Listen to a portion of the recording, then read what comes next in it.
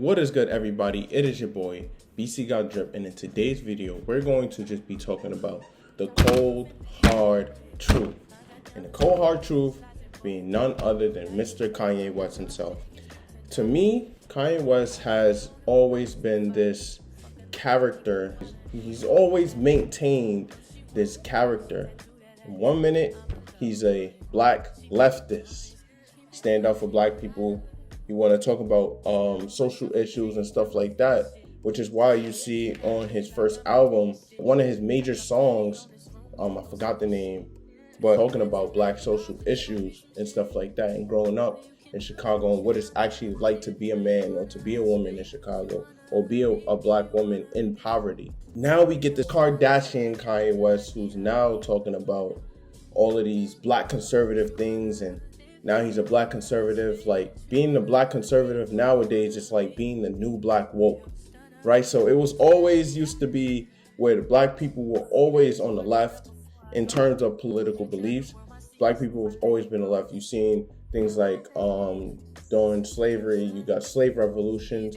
During Reconstruction, you start seeing a shift of the black paradigm going from, okay, now we're gonna be going from being the leftist and being completely autonomous. Now we're gonna try to assimilate into white culture. That's why you start seeing first black mayors during Reconstruction. You're talking about 1870s, all of that stuff. Governors, lawyers, doctors. You see the rise of professionalism in terms of white collar professionalism in the black community during that time, because now we start thinking about assimilation.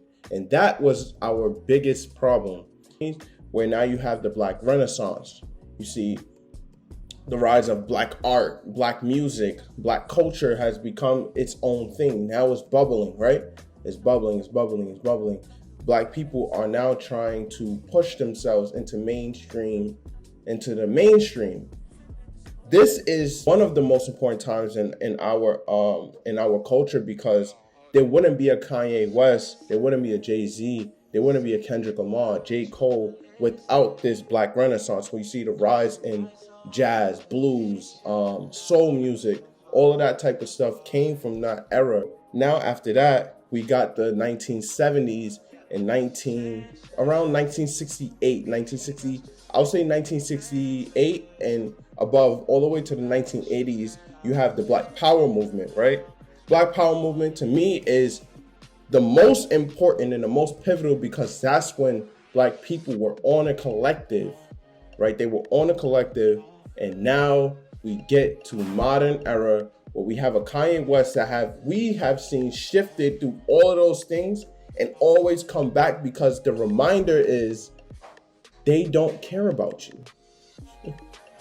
That's just the honest truth. They don't care about your money.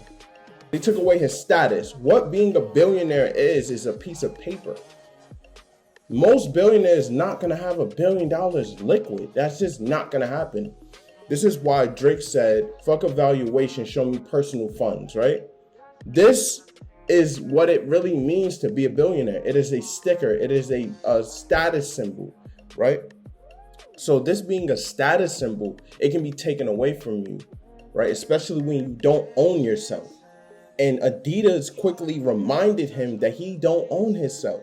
So he can't go on Drink Champs and talk about how nobody cares about black people unless they're getting aborted. But why are black people getting aborted, right? When you look at statistics and you look at the nature of statistics, everything is analytical, right? It's just a number, right? But there's stories behind the statistics. There's reason why things happen that way. And we cannot dismiss the statistics, but we cannot also at the same time dismiss why these things are happening, the stories, the reasons why, because that gives us clarity and it tells us why things are happening and how we can change as a culture to be able to bring those stats down and then become one again, right? So that brings me back to my original point, is that Kanye brings up all of these stats, all these statistics that show about black people being aborted, killed, whatever. Nobody cares about black people, not even black people. And that is not true. Black people have always stuck together. There's an illusion of not sticking together, right? There's this illusion that we don't stick together, but in fact we do. 85% of black men date within their race, and I think the stat for black women is like 93%.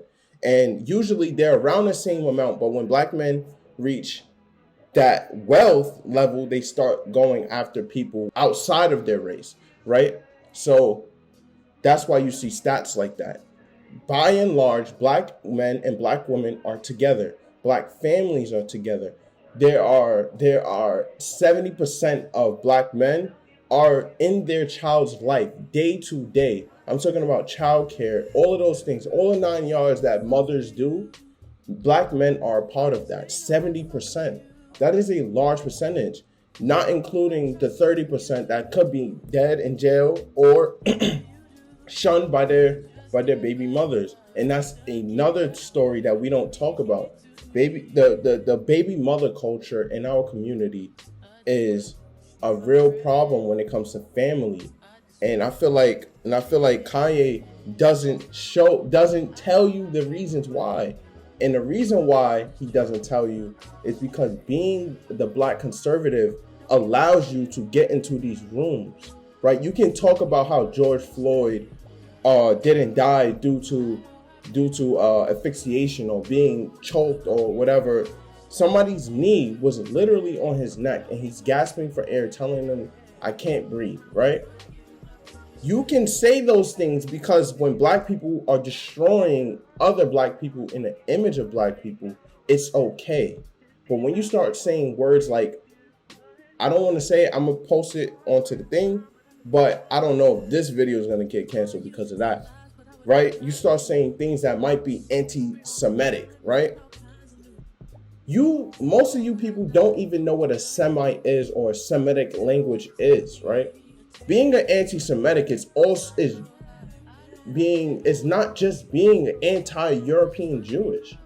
Like, being anti-Semitic is also being anti-Palestinian. Palestinians are Semitic. Iranis are Semitic. People from Iraq are Semitic. The Horn of Africa, right? In North Africa, right? They're Semitic as well. Ethiopians are Semitic. And they gave you the birth of Judaism, right? But you guys don't even know what anti-Semitic is. So saying all of these things like, oh, he's anti-Semitic and all this stuff, the reason why he's being painted to be that way is because he don't have the control that he think he does, right? He think he has all of this control. He don't. He believes that having this $1 billion, he gets to throw it all around. Oh, I'm a billionaire. No, bro, they gave you that. They gave you that billion. They gave you that $1 billion evaluation. Yeah, you brought in 1.5 billion for Adidas, but all Adidas had to say is, I don't want to work with you. Cut him out. Boom. Balenciaga, I don't want to work with you. Boom. Cut him out. Money doesn't matter. The only thing that matters is power. And the people in power, unfortunately, is the same people that people believe that he was being anti-Semitic to. That's just the case. And another thing that he gets very wrong is that there's an illusion of inclusion, an illusion of togetherness within the Jewish community, right? They have their own classism and their own values when it comes to how they associate themselves with each other. I live in New York, right? And me and my dad was talking about this, right? The people that live in Williamsburg, the Jewish people that live in Williamsburg, those are the poor Jews. They are not associated, or nor do the middle class Jews on Eastern Parkway and Crown Heights. They don't mess with those Jews. They don't associate with them, right? Then you get the Jews that's in Manhattan and Fort Greene and stuff like that. Those are the rich Jews. And also, we didn't talk about this, but the Jews in Midwood, those are multi-million-dollar houses that they live in. Lawyers, doctors, surgeons, real estate investors, all of those people, they live in Midwood, right? In South Brooklyn. They don't mess with those Jews either, right? So there's an illusion of inclusion. There's only how we think that things are. Oh, we see all these Jews living all together and all that stuff. We live all together too. We're just, most of us are in poverty, and the people that are black, the black people that are that do have money and that respect and power, they don't associate themselves with the poor black people. And that is where this illusion comes from.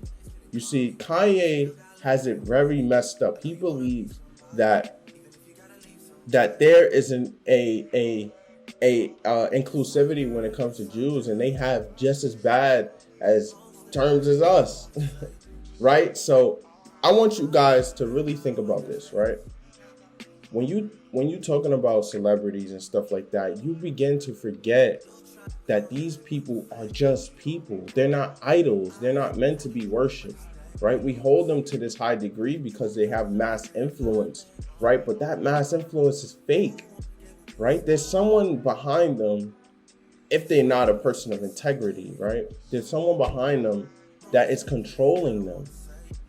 Kanye had to lose everything, right? He even, I don't even know if he even has the $100 million, that $120 million he has in his bank account, because Chase decided, oh, we're not going to bank with you no more. So what happens to that? What happens to that $120 million? I don't know. Oh man, my mic was on. But I'm probably just going to post this anyway. It's a really good video. But what happens to that? I don't know. No one knows what happens to it, right?